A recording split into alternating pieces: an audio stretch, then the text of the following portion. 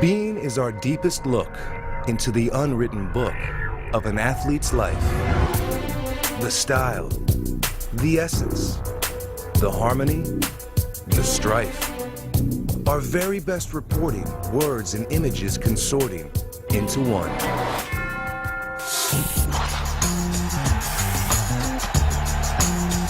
Kobe Bryant is arguably the greatest basketball player in the world today. Through the force of his will and the range of his skills, he can take possession of the game like no other player alive. But he remains a man who feels yet unfulfilled, a man still haunted by the ghost of what he craves most. Here's Michael at the foul line, a shot on Elo, good! The Bulls win! Kobe wants to be Michael. Worse, he wants to be more than Michael. He wants to be larger and grander than Michael. Wants to retire someday known as the greatest basketball player who ever lived. In the world of pro basketball, Kobe is like Napoleon dreaming of Alexander the Great.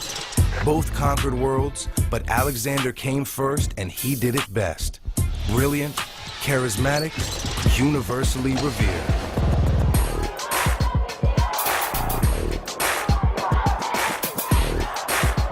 Kobe was raised to be who he is today, by pedigree and upbringing, by how he was trained from an early age to achieve and excel. In his competitive fire and will to win, he is more like a great racehorse than any human athlete of our time. The son of an NBA player who starred in Italy and who brought his son into locker rooms, to games, to the smells and chalkboards that defined that world. He played the game incessantly, obsessively, and he mimicked MJ at every turn, in style, in work ethic, in skills. Alas, behold him now, a prisoner of someone else's legacy, rising like Michael on his fadeaway, that look of passionate intensity on his face, driving the lane, tongue wagging. In his search for individuation, Kobe at last found himself an artist at impersonation.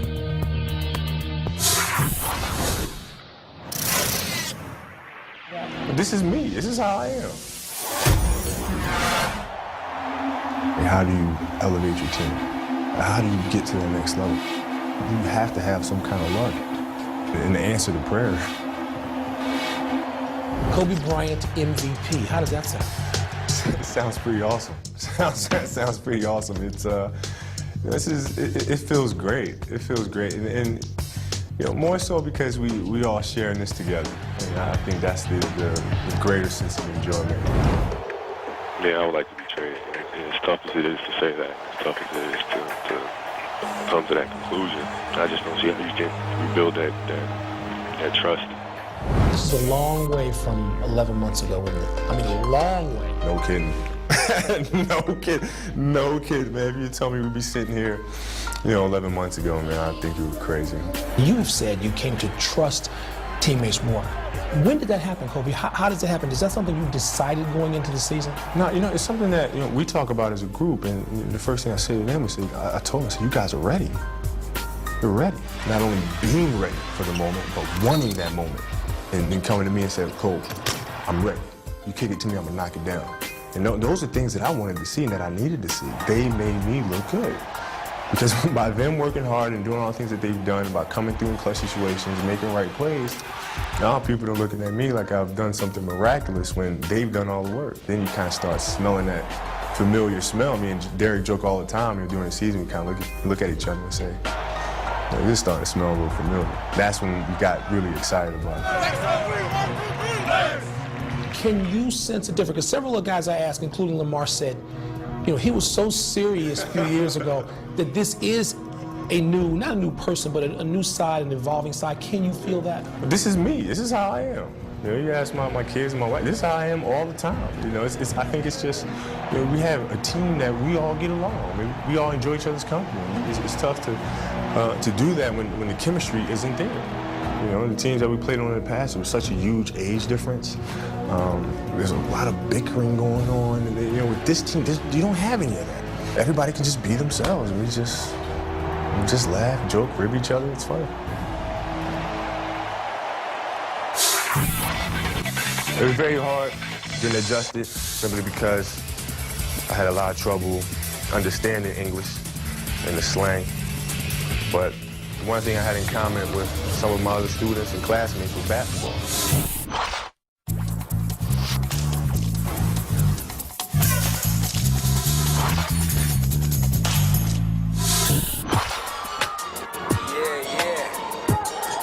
Bryant was such a sensational prep player that he became a national phenom, drawing sellout crowds to high school games near Philly. College coaches and pro scouts came to watch him soar and stuff. And when he decided to turn pro right out of high school, he was so peacock full of himself that he held a press conference with a pair of shades perched on his head. No, I have decided to skip college and take my talent to the NBA. A knight errant turned suddenly knight arrogant. My name is Kobe Bryant. I'm 17 years old. ESPN, what's up? Going to Speaking Arts. I'm about to give a oral presentation for 2.5 minutes, 3 minutes. We're entering the classroom. Dun, dun, dun, dun. My name is Kobe Bryant. I'm 17 years old. My father played professional basketball. He played for the Philadelphia 76ers, the Houston Rockets, and the San Diego Clippers. I'm about 6'9 and a half, 6'10. And how tall is Kobe? Well, you let him tell it. He's just as tall as I am. I would say 6'6", maybe 6'6 and a half. He played professional basketball for 8 years. And after his 8th year, he decided that it would be best for him to move on and to take his talent elsewhere. So we packed our bags and moved to Italy. I don't speak Italian. I know Kobe does, but I don't speak Italian. Sto giocando anche adesso. Yeah, he speaks it fluently. Matter of fact, that was his first language. Because, I mean, how much English did you pick up from the age of 1 to 5 years old? So it's very hard. My father told us that he's retiring from the game of basketball and that it was time for us to come back to America. Evidently, he had a very good experience overseas in Europe there, and I'm thankful that he's in America. It was very hard getting adjusted simply because I had a lot of trouble understanding English and the slang. But one thing I had in common with some of my other students and classmates was basketball. So on Fridays and Saturdays, I would go in my rec room with my basketball and basically dribble myself to sleep. And I think that was the best thing that could have ever happened to me, because during those lonely hours in the rec room, I discovered the hunger, the motivation, and the desire to be the best possible basketball player that I could be. He's, without question, the best high school player I've ever seen. I've never seen a player that just brings to the table the kind of skills that he does. You know, if you're a ball player and you have to rely on other people to, you know, get your shots, so say, he doesn't need that. I mean, he can work hard and get his own thing because he can handle the ball so well, and I think that's probably his strongest points besides jumping ability. He does some things that any basketball player would wish. I mean, I'm not trying to, you know, be cocky at this, but, you know, he does some things on the court that we couldn't do even if we had a ladder. What's your favorite shot? Pull-up shot. I love it because you have an opportunity to make your defender dance, do a little dance with you. Get the ball at the top of the key, put a little move on him, the defender's falling back, you take him to one spot, he thinks you're going to the basket, he slides all the way back, and you just pull up right in his face. I love that. Would you rather do something spectacular offensively or defensively? Defensively. No question. Because I can come down, I can do 1,001 dunks, it doesn't matter. But the guy's coming at you full speed, and I'm in there protecting the house. The guy's going up trying to dunk or whatever, and I go up. I just catch the ball, not throw it out of bounds, but block it so I can start a fast break. I love that. It gives me such a big thrill. I have a big decision coming up, and that's whether or not to go to college or straight to the NBA. Do you know what you're going to do? No. It's like a balance beam. Like, 1 week I said to myself, hey, I would like to go to the NBA. That's what I'm going to do. Because I think I saw Chicago play Orlando or something. I got excited. Then I see North Carolina play Duke. Like, man, this college atmosphere is crazy. This is what I want to do. I want to go to college. So I changed my mind like every other week. But, you know, once I reach that point, I get to an even keel and say, this is what I want to do, then that's what I decide. He does have the skills to possibly succeed in the NBA to a certain extent right now. But if he went to college, that would be a great option also. He's a kid that can do anything. I played at LaSalle University in the early 70s, and I tell you, I had a good career there. I really enjoyed it. The college experience was something that was special. That only comes around once in a lifetime, and I enjoyed it. Everybody comes up to me and says, well, you have to go to LaSalle because your father's there. And that's not true. My father has raised me to be an individual. My mother's raised me to be an individual. They've always said, Kobe, I want you to make your own decision. I've admired a lot of people such as Magic Johnson, Michael Jordan, Emmitt Smith. But the two people that I admire the most are my mother and my father. I love them so much. I can't explain it. I love my mother so much. She's done so much for me. And my father, too. My sisters as well. They've always been there for me. So, Sheree and Shay, if you're listening, I love you so, so much. What is it about this game that you love? Hearing the ball bounce, the feeling that you get out making a great pass. I just love it. I love jumping, I love dunking, I love hearing the crowd going ooh and ah. The whole game is just tremendous, you know. I sound like an NBA commercial or something. Like, I love this game, you know. But I do, I love it. He's a young man that has worked hard to get to this point. Is there a right or wrong? I mean, who knows? Who knows? Only he can make that decision as time goes on. 4 anni, 5 anni. Sto giocando anche adesso. Una cosa che amerò per sempre. And I basically said that I love the game of basketball. I've been playing basketball since I was 3, 4, 5 years old. And I'm going to keep playing basketball, hopefully forever. And I just love this game very much. And I thank you all. You've been a great audience. And thank you. I mean, that was the first time doing that I can remember playing basketball where it just wasn't even fun for me. It wasn't fun. I didn't want to play anymore.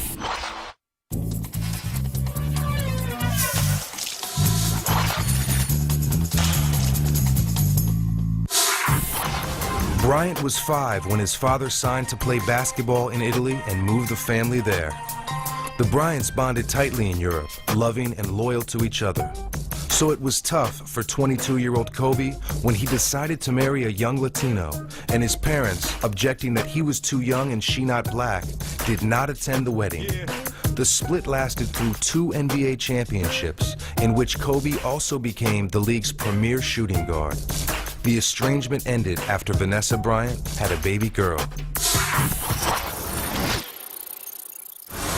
Because I didn't care one way or another. I mean, they come to me and they ask me about, you know, whose team is it, this, that, and the other.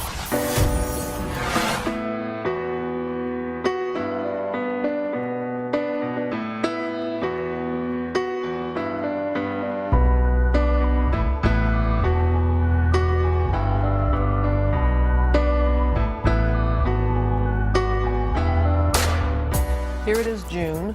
How does it feel not to be in the final? I don't like it. I don't like it. It just feels like something's missing. You know, I've been so used to playing in this, at this point in time, to not be playing right now, it's just, you know, it hurts.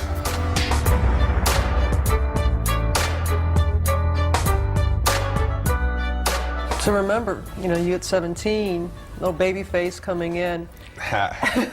And you had an advantage of your family and your father in particular having been an NBA player to help with that adjustment. How did your dad help you?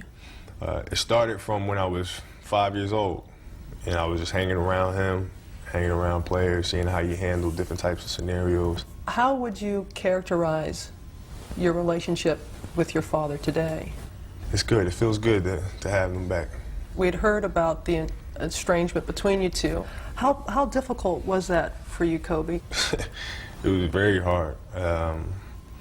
You know, when things were kind of at its peak, was the year when everybody was, you know, in the media had this big thing going on between me and Shaquille. And to me, I mean, it was funny to me that people were trying to make that a big deal, because I didn't care one way or another. I mean, they come to me and they ask me about, you know, whose team is it, this, that, and the other, and I didn't care. I mean, this is not a serious issue to me. I mean, I have another issue that I'm dealing with right now that's, you know, that's real. I mean, that was the first time doing that I can remember playing basketball where it just wasn't even fun for me. It wasn't fun. I didn't want to play anymore. I know this was a difficult time that you had just gone through. What was the most difficult aspect of it? Not having my mother and my father there. You know, all these great things were happening, winning championships, and winning All-Star Game MVP and things like that. But I didn't have them there to share it with. You know, I had my own family, started my own family with my wife. Everything was going great, everything's good. But you just want your parents there with you. I mean, and it wasn't there, so that was difficult. They weren't there for the wedding? No. How hard was that? One of the happiest days of your life, not to have those two important people there? It was tough. But I mean, at the time, it was something that had to be done. I mean, we just weren't. I mean, we were so far apart from each other. It didn't seem like anything was going to happen. It seemed like we were going to mend anything. What was it about you going on with your life that seemed to really cause this rift? Yeah, taking matters into my own hands, marrying my wife so young. They didn't know her, and all this other stuff. I mean, there was a lot going on. They didn't know her. Did they object to her without even really knowing her? Yeah. That must have hurt. Absolutely. I mean, when did you all come back together? How long have you been? This was recently, so I say 3 weeks ago, maybe 2-3 weeks ago. So this has been recent, and you know, I'm happy about it.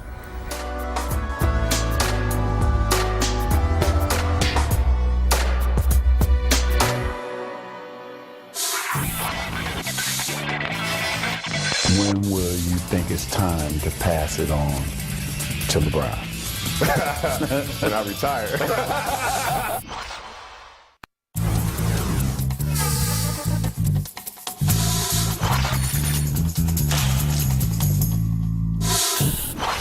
What will it mean to you to win a championship with this group of guys? Bryant knocks it down. Man, Kobe looks like he's on a mission tonight. Oh, Kobe's getting one of those nights going, folks. I saw a different Kobe last year, where you took your game even to a whole nother level, and the MVP came your way because of that. How did it all come together last year and you becoming the MVP? The help when we got Pau Gasol. You know, it's a lot easier to make players better that are that good anyway. You know what I mean? Exactly. It makes your job a lot easier. But guys stepping up, coming into their own after years of kind of working with them. Now they finally stepped into that spotlight and we're ready for it. You know, Lamar was ready. You know, Sasha was ready. And so now it made it a lot easier for me to trust them. It was just a fun year. It was just a fun year, and it made it a lot easier for me. And after a 22-year absence, the Boston Celtics are NBA champions once again. Boston is back strong again. The Lakers are back strong again. could be on a collision course one more time. I hope so. Yes. What is it going to take this time to beat them? Do you know what you need to do as a team to beat them a second? Well, there were a couple things. You know, one, they were tougher than we were, physically tougher, stronger, and they imposed their will on us. Back of the rim, Garnett on the slam followed. We got to be a little tougher.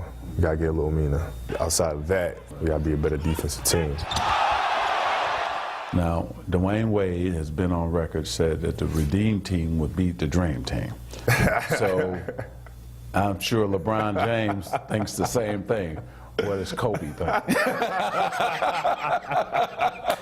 Oh, man, how you gonna put me on the spot like that, man? That's cold. See, you know, I won't even jump into that water. Okay. Well, I would just say this then. Who would you guard? MJ. MJ. Yeah, no question.